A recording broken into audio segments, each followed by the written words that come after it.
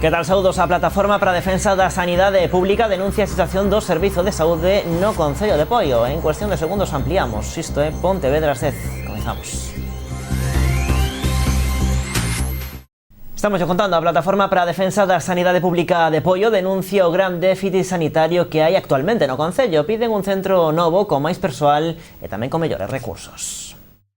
A plataforma constituída no Concello de Poio para a Defensa da Sanidade Pública achegouse esta mañá ao Centro de Saúde de Combarro para denunciar o déficit sanitario que existe neste sector.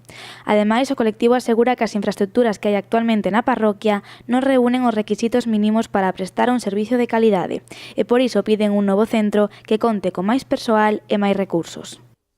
Nós demandamos que desde o Sergas se cubran xa todas as vacantes que hai neste Concello de todos os profesionais, que se dote de medios suficientes aos centros de saúde e que se inicie un proceso de construción dun novo centro que dé cabida a todos os veciños deste Concello que, xa digo, ten máis de 17.000 habitantes e en períodos de verán se duplica. A plataforma asegura que Poio é un dos concellos da área sanitaria de Pontevedra co peor ratio, xa que soamente hai un profesional por cada 2.150 habitantes. Temos un déficit de profesionais moi importante, polo tanto, a necesidade de crear esta plataforma ben dada por eso. Non hai outro motivo, como desde a oposición do Concello de Poio se quixo facer notar estes días dicindo que estábamos máis, que o único que pretendíamos é desgastar a Feijóo. Non pretendemos desgastar Feijóo porque xa se desgasta el solo. Este colectivo anima a todos os partidos políticos do Concello a participar nesta iniciativa, xa que o seu único obxectivo é defender a sanidade pública en Poio. E facemos un chamamento á oposición no Concello de Poio a que participe nesta plataforma se realmente está interesada en defender a saúde dos veciños de Poio. A Plataforma para a Defensa da Sanidade Pública está formada por máis de 16 asociacións e entidades sociais do Concello, entre elas o BNG, o PSDG e a formación Avante Poio. O Concello de Pontevedra vai levar a cabo dende a vindeira semana unha serie de melloras na contorna do río dos Gafos. O goberno local pretende mellorar os accesos aos paseos fluviais para así recuperar unha zona pola que diariamente pasean centos de persoas. Esta maneira é unha forma de recuperar unha zona verde, de adaptala tamén á realidade do propio paseo e eliminar un foco que verdadeiramente é un foco de lixo que agora mesmo temos ali e que queremos suprimir, como vimos facendo en todos os lados onde podemos. O goberno local reparará 3 pontellas e unha pasarela en diferentes zonas de Tomeza e renovará tamén as escaleiras que dan acceso ao Gafos dende Ponteboleira. Ademais, o Concello tamén traballará nunha parcela situada entre as rúas María Victoria Moreno e Alcalde Evia. Neste terreo derrubarase o muro actual, retiraránse os valados publicitarios e plantaránse diferentes árbores e plantas co obxectivo de dar un pouco de cor á zona e recuperar o parque pros veciños e veciñas da Boa Vila. O goberno local conta cun orzamento para esta obra de máis de 70.000 euros.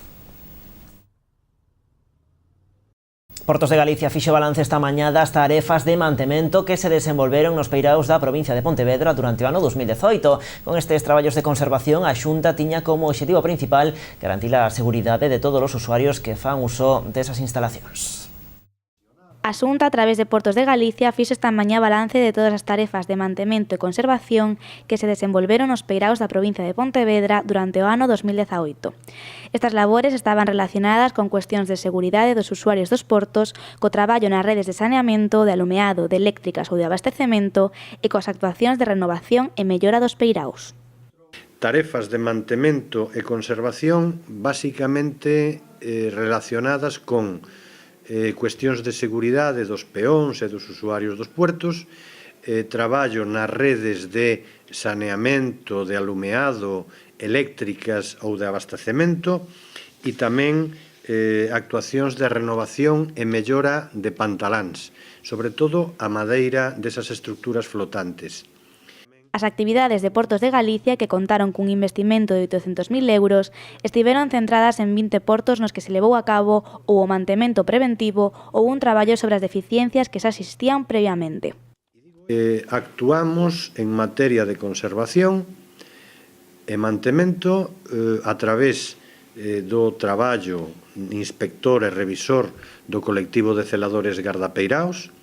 Actuamos tamén a través de peticións concretas que nos formulan usuarios dos puertos ou as propias cofradías, e actuamos tamén a través do que nos di a empresa de prevención de riscos que temos contratada a estos efectos. Para este ano, a Xunta xa tramitou o gasto en diferentes actuacións de mellora da madeira dos peiraos de Bueu, Beluso e Illa de Arousa. Non levamos todavía 2 meses e xa co presuposto recén aberto temos un gasto tramitado de 162.000 euros. Cos diferentes traballos de mantemento das instalacións portuarias levados a cabo nos peiraos da provincia de Pontevedra, Portos de Galicia tiña como objetivo principal manter e garantir a seguridade de todas as persoas e usuarios que fan uso diariamente dos servizos portuarios. A Deputación de Pontevedra lanza un novo proxecto turístico de 12 rutas tematizadas baixo o lema Saborea os seus museos, pasea pola súa gastronomía. Con esta iniciativa, que forma parte do produto Fame de Experiencias, a institución pretende poñer en valor a variedade cultural de toda a provincia de Pontevedra. O resultado desta nova proxecto de rutas é un produto aberto, amplo, dinámico, familiar, de turismo de proximidade ou de fin de semana, así tamén como para aquelas persoas moi interesadas no patrimonio cultural e no desfrute da gastronomía. As 12 rutas postas en marcha pola Deputación están agrupadas por comarcas ou concellos próximos entre sí. A riqueza e a variedade cultural e gastronómica de cada camiño fan que poidan ser desfrutados ao longo de todo o ano, apostando así pola desestacionalización. Cada unha das sendas inclúe información sobre os museos e os produtos de cada unha das zonas polas que transcorre o percorrido. Rutas como a da comarca do Salnés ou a do Baixo Miño, integradas neste novo proxecto, contarán cun espazo na páxina web de Turismo Rías Baixas e divulgaránse a través das redes sociais e de folletos individuais que se poderán atopar tanto na rede como nas oficinas de turismo. Bueno, seguimos con máis cousas. Os integrantes da comparsa Sol Famida serán os pregoeiros do Entroido Pontevedrés. O Concello quixo premiar así o traballo dunha das agrupacións máis activas da comarca. Con eles arrancarán 9 días de festa que encherán as rúas da cidade de cor, de baile e tamén de alegría.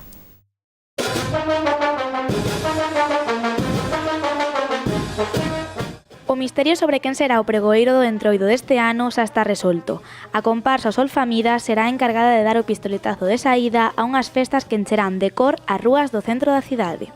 O Concello homenaxea así a un grupo que leva máis de 15 anos participando nesta celebración e que fai un mes sufriu un incendio que destruíu parte do seu material. En ningún momento tivemos a máis mínima dúbida de que había que facerlle un homenaxe a esta comparsa e que facendos que fosen os pregoeiros do Entroido deste ano.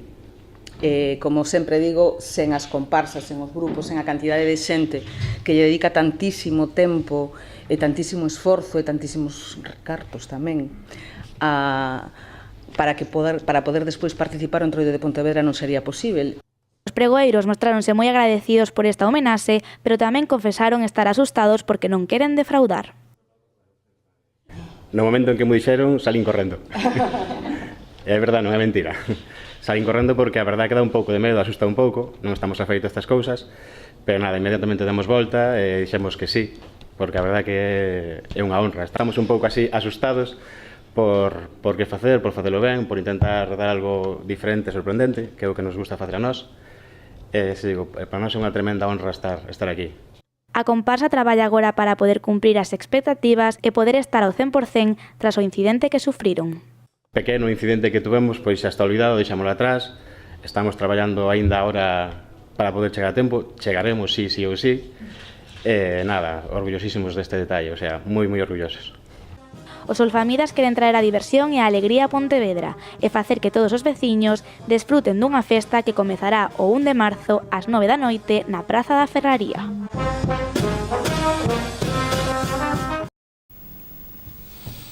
Veña, que xa non queda nada para o entroido. A Deputación de Pontevedra organizou un acto en conmemoración do Día de Rosalía de Castro que se celebrará de forma oficial este vindeiro domingo. Este é o cuarto ano que a Asociación de Escritoras e Escritores en Lingua Galega poñen en marcha un evento como este, un acto simbólico de reivindicación dos poemas, o poderío da palabra e os símbolos. En nome da agrupación, a poeta Lucía Novas foi a encargada de ler o manifesto deste ano que leva por título Libro meu pensamento, que é da autoría de Ana Romaní.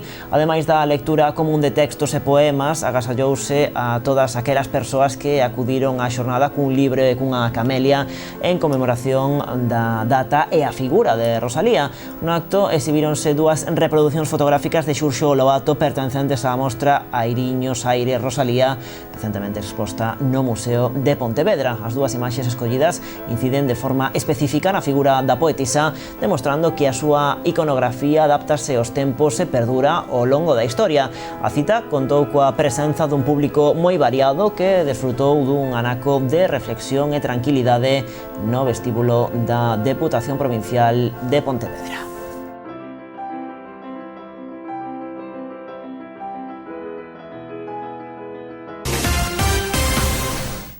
Pois así poñemos o punto final ao tempo da actualidade en Canal Rías Baixas. Poden seguir informados en canalriasbaixas.com e tamén nas nosas redes sociais. Vémonos o vindeiro luns con máis noticias. Adeus.